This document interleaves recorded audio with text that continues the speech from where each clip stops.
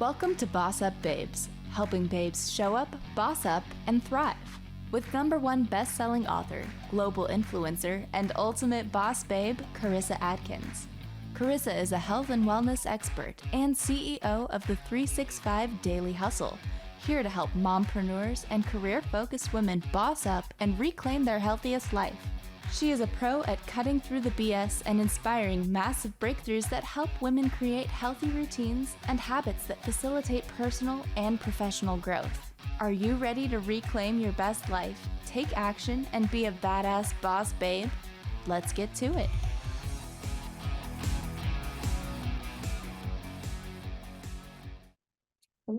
What's up, ladies? How are you, queens? Welcome to another badass episode of BossUp Babes. I'm Karissa Adkins, your host and the #1 mindset and women's health expert. So I just want to pre-frame today's interview is going to be fire. Oh my God, I'm so freaking excited.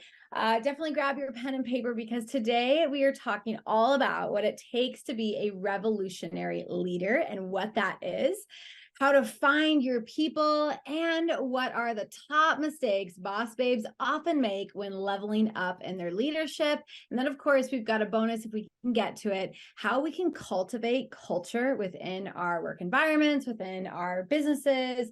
It doesn't matter what you do, culture is a part of everything. So before I bring on my amazing guest, Maruxa, a little life update. So today's obviously Tuesday, and I'm kind of getting sad because it's getting very real.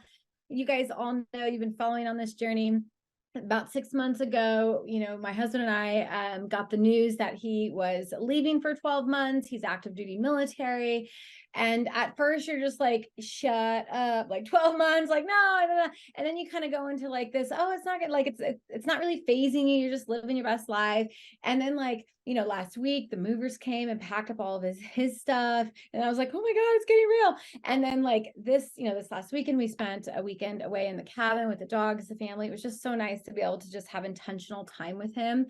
But yeah, he's literally checking out and processing things today at work. And then he's home for the next 2 or 3 days. And then I drop him off at the airport this Sunday. But all of this to tell you, right, that I could be freaking out right now. I could be thinking, oh my God, I'm gonna have to take care of the dogs and the kids and drive everywhere and, pack up my house in 6 months and move and all this stuff. And I could very well easily slip into the overwhelm.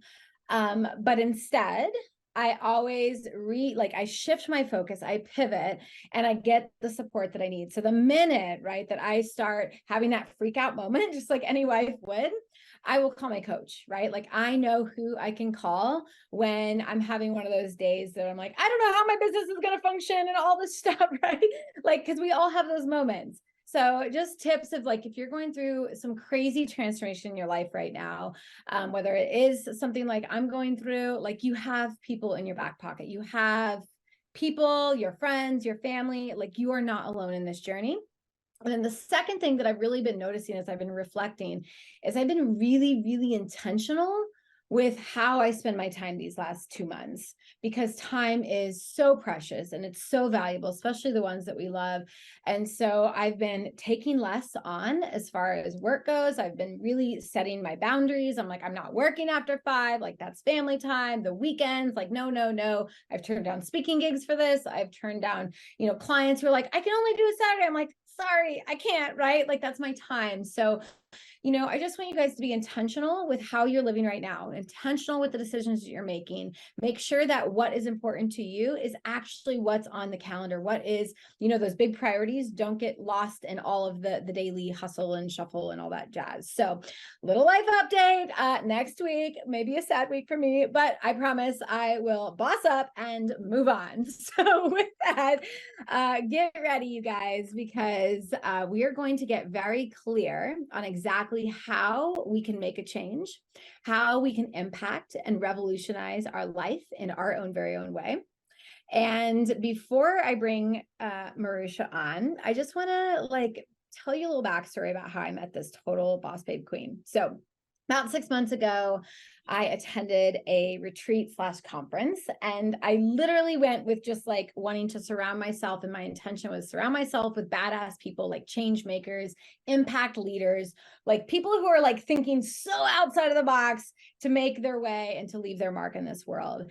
And I remember I didn't even know this queen was the speaker that day. I just went up to her and I was like, I freaking love your energy. I'm just drawn to you. Like, I don't even know what you are, like who you're all about. Like, tell me more. And she's like, actually, I'm one of the speakers. I'm like, oh, shut up. Right. So we just started connecting. And then we went into the, like we left a retreat. We're in a beautiful container and space together with we have a coach, similar coach.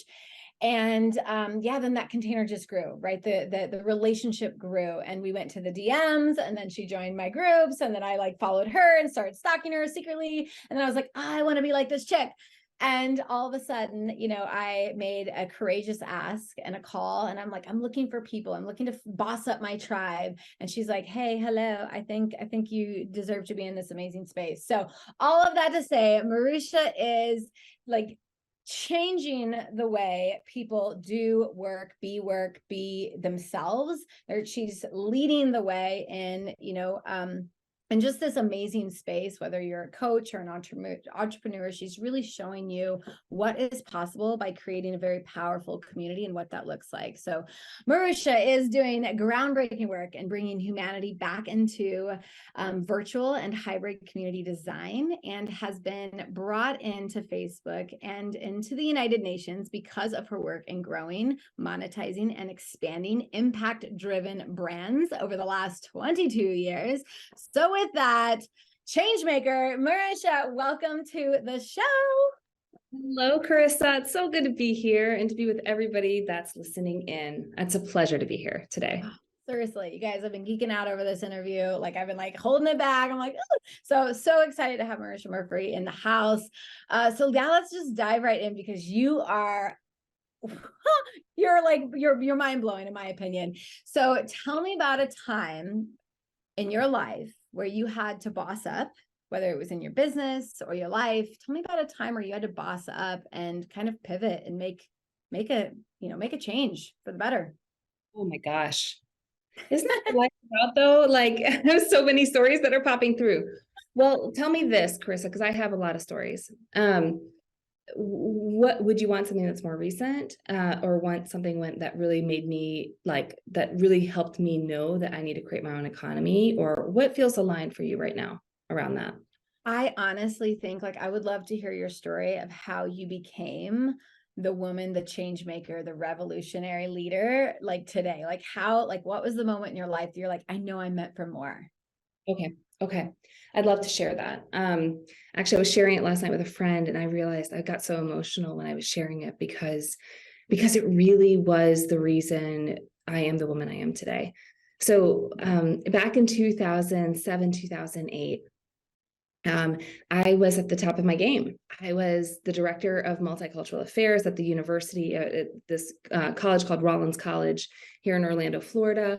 I was 26 years old. Oh my goodness. So it was unheard of that I was able to be at that level in my career. I was teaching classes at the college.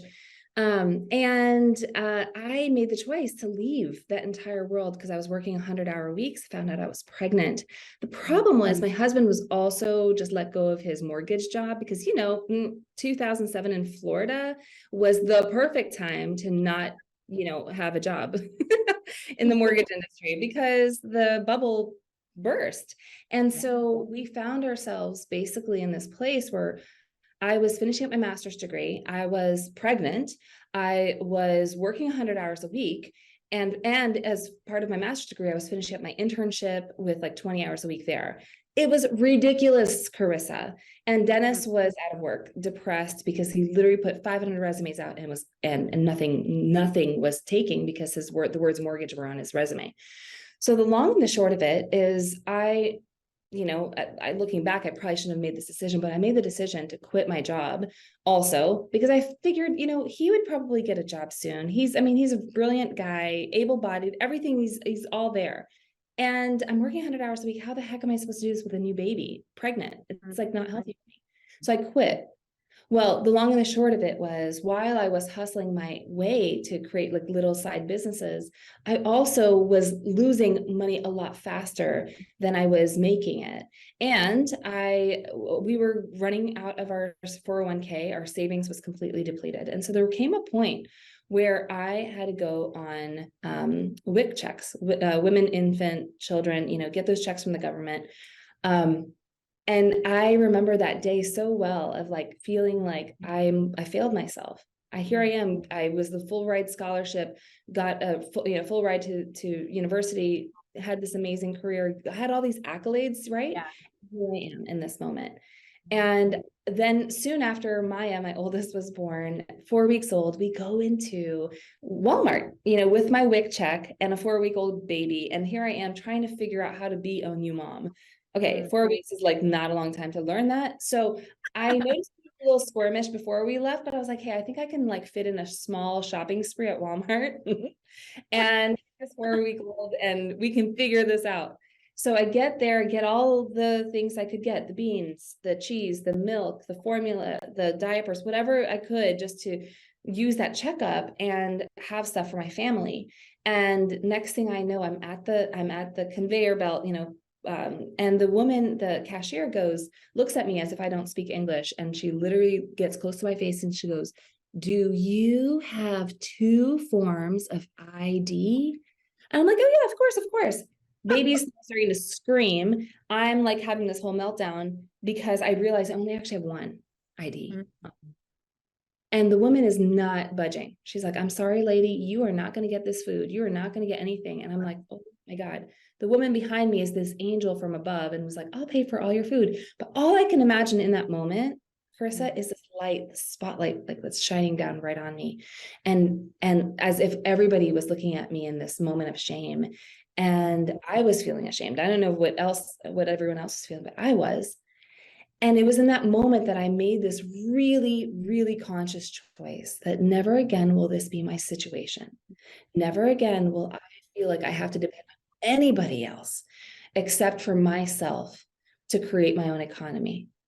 And I'm going to figure out how to do this well, because this beautiful little heartbeat right here beside me that's now screaming is needing to see that as her example, And that was the moment for me. I got in the car. I left actually all the groceries right there, ran to the car because I couldn't even receive love from this angel next to me.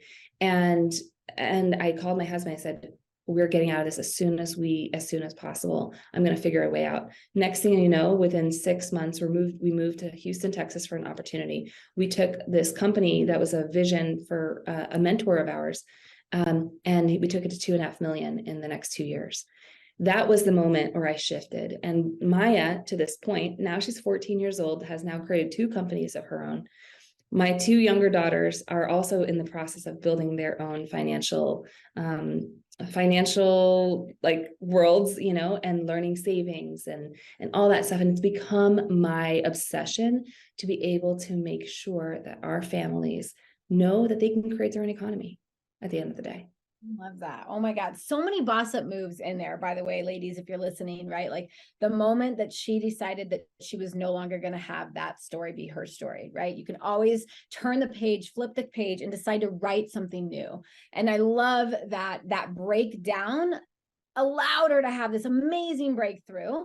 And like literally, like never again will she ever probably be like that. And the second golden nugget that I heard, and that a lot of us moms need to be reminded of, is that what we do is also teaching our kids. It's not just about talking, right? Like her kids have grown up with this powerful mom who just made a very powerful decision many, many years ago. And it's like monkey see, monkey do. So like, if you don't want what you're going through now for your kids, we cannot want that, but it all starts with us. It starts with the change with us. It's like, break the chain right now. This is never going to have to be something that you ever have to worry about. I know I see this a lot in the health side. It's like, yeah, your kids do not have to be overweight and find crappy habits and all that jazz. Like you can start that. And I freaking love you. Love you, love you, love you. Okay. So you're building like these, your kids are now bossing up, you're bossing up. How did you, like, you are a revolutionary leader, and I am curious really quickly, what is your definition of revolutionary leader, and what kind of space are you now creating for others? Oh my gosh, I love this question. You know, to me, so revolutionary has a lot of connotations, right? And so I actually very intentionally use it because of all of it, all the things that it evokes. And at the end of the day, no matter if what's being evoked in us is something that's like, you know, I grew up in the Philippines, right? So in the Philippines, we had a revolution, like a war, where a civil war, and there was a revolution of the people rising up against the government. A lot of people who grew up in communities or in countries where that is the version of revolution, it feels intimidating to even imagine becoming a revolutionary, right? But the way in which I want to invite all of us to really imagine is, where is it in our lives that we know that when we create massive transformation within that space, we, our own beings, become revolutionized, right? It could be because we had this awakening in terms of how to show up for ourselves in business, or how we show up for ourselves in our health journey, how we show up for ourselves in how we create our families, right? There's so many opportunities in our world to be courageous, and being courageous to me is really what starts the revolutionary conversation.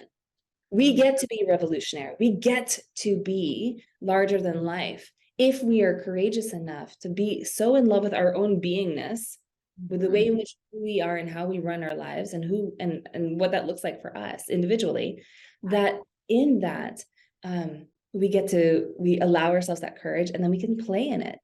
And what I found is, the more that my company, my team has been using the term revolutionary, because it's a pretty new, it's actually since when you and I met, we shifted our entire company to the revolutionary communities brand, because I realized in that moment, me playing small isn't serving anybody.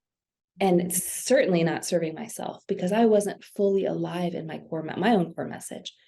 But recognizing in that revolutionariness that I'm being, it's becoming a reflection in all these other awesome people that I get to serve and love on. And that's what I wanted us to all pick up on, is, what does it look like for you to be fully outright in love with the being that you are? And how can you then utilize that to be a reflection and change agent in your children's lives, in your community's lives, in your own life, most importantly? That's the question I love to answer.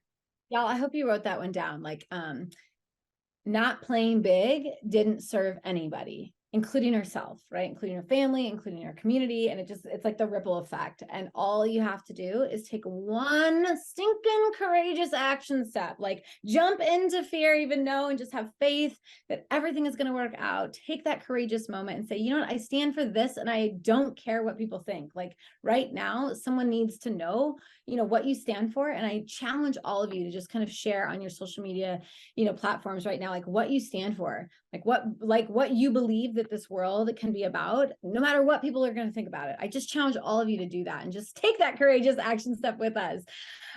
Cool. So when you say the word community, I obviously, as a business owner, I tend to go to like, oh, my Facebook community, but you're actually like, community is a bigger word. Like, tell me when you hear the word community, what do you really, how could you describe that to us? I love that question. And I actually, if it's okay with you, I'd love to describe it in a way to help distinguish between what I'm seeing community is online these days, and then what I see community is. Is that okay with you? Yes. Yeah. Okay. I told you she's a boss, y'all. Like, she's like, I'm actually going to show you two different ways. Cool. Yeah. Well, I think it's really important, because I think oftentimes when I ask a room of people, what is community? I get literally like, if there's like 10 people in the room, you'll get 10 different responses, right? Yeah. So I think it's really important to be clear before we move forward. Audience is where I want to first define, because I think we hear online, hey, grow your community, grow your Instagram. Well, what? Like, in my opinion, having been growing communities for 22 years, it's hard for me to fully see that. And here's why. To me, I like to look at platforms like Instagram, TikTok, LinkedIn, Facebook, podcasting, any of those platforms where somebody is on a stage and they're speaking to people as a one-directional communication, right?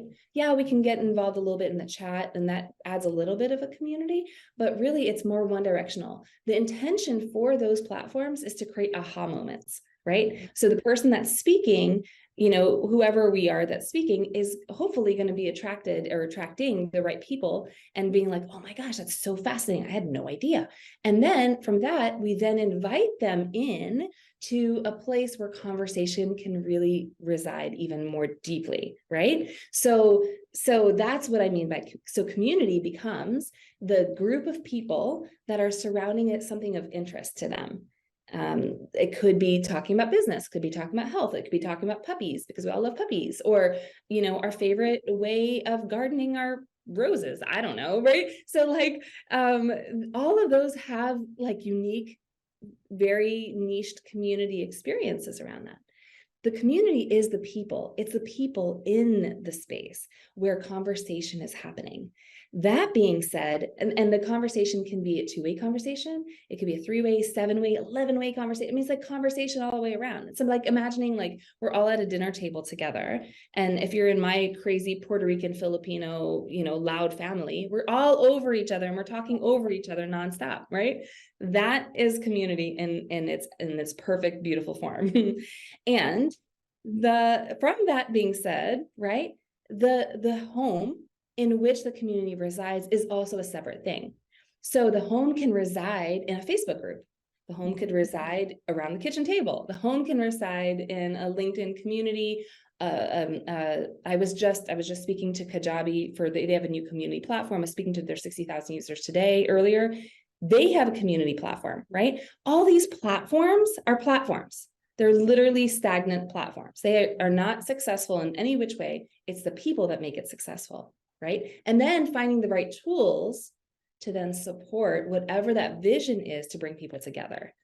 So, yeah. So I was just going to say real quick, like if we were trying to be around the kitchen table together, like a physical, like why would we have a Facebook group, right? It doesn't make sense. We would want to have that time in person, and that's where that community resides in that moment. I love that. So what would be like your biggest tip because most of our audience is lady bosses or, you know, out doing their thing and they've had that aha moment, they're doing it, whether it's like the building stage or the scale stage or like, let's make this community international, right? They're at every level. What would be the best piece of advice you could give them to start growing their community? Beautiful question. Beautiful question. So I'll kind of address it in this way also. Oftentimes when people come to me to say, oh my God, Maruxa, I want to build a community. And I say, okay, tell me what you want to build. Like, let's go there. They'll oftentimes build me or tell me about how their community has fallen flat or just totally like not made it. And they're afraid to do it again. And what I mean by that is it's what I call the pyramid built on two sticks. Right? So imagine like we're trying to build a pyramid, right? This international global community of amazingness, but it's built on two sticks. Those two sticks typically are your vision. Oh my gosh, Maruxa, let me tell you about my vision for the community I want to build, right? And then when I ask you, tell me about you, they'll say, this is who I am. This is what I stand for. This is what I'm about, right? And those two sticks are the reason that then that vision led them to hitting that create group button on Facebook or whatever else platform, and they start building that community, and then they activate it. And then something hits that one of those sticks. Maybe it's like, I don't know, there's something that goes wrong in the community, it doesn't feel really good, or they don't know what to write in terms of the content or how to engage the community, and it wobbles and it falls, and it's just there. So what I want to encourage you instead to do is to actually build what I call the transformed community paradigm. This is really where we can dive in 4 deeps lower than that to really create a community that has a solid foundation before you go to build. Or in your case, or not yours, but in some cases where you need to rebuild, rebuild. So the first one is what I call the 3 V's: your vision, your voice, and your values. So those 2 sticks that we talked about, they're in that first foundation, but you want to make sure you're really clear about those values that are really aligning in. From there, we're going to go into the experiential value. This is where you start to design your culture. Like every single, and I said Puerto Rican, Filipino, probably some Puerto Ricans or Filipinos, and you had an idea as to who they are, right? Yeah, hey. So that being said, we have an identity around our culture.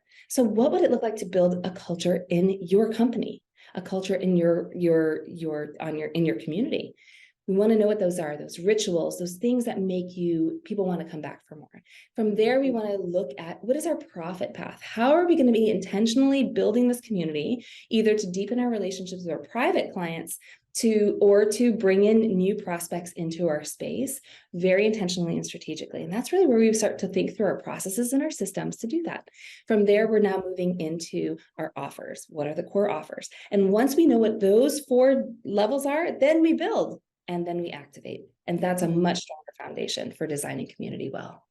I love it. You guys, I'm talking to the community queen here. Like, let's just name her that. And I cannot believe the time has flown by. And I want to give you the opportunity because you have an amazing offer, right? You want to invite some people into your revolutionary group. So tell us really quickly about your offer, and then we'll end today's show.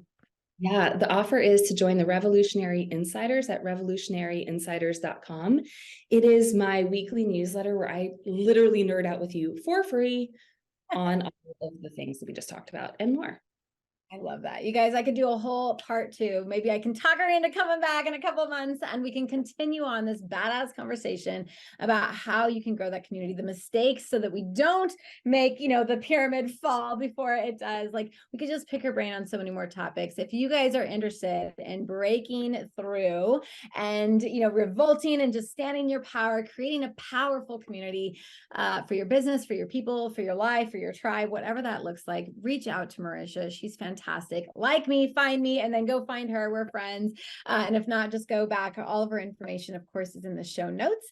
And if you are ready and tired of playing small and you're ready to boss up your body, your mindset, your lifestyle, and your business like a boss, definitely book your free 15-minute clarity call with me. I don't work with everyone, just women who are ready to get shit done and live her best life ever. So if that's you, let's chat. Let's have a conversation. And with that, Maruxa, thank you so much for being a guest on my show.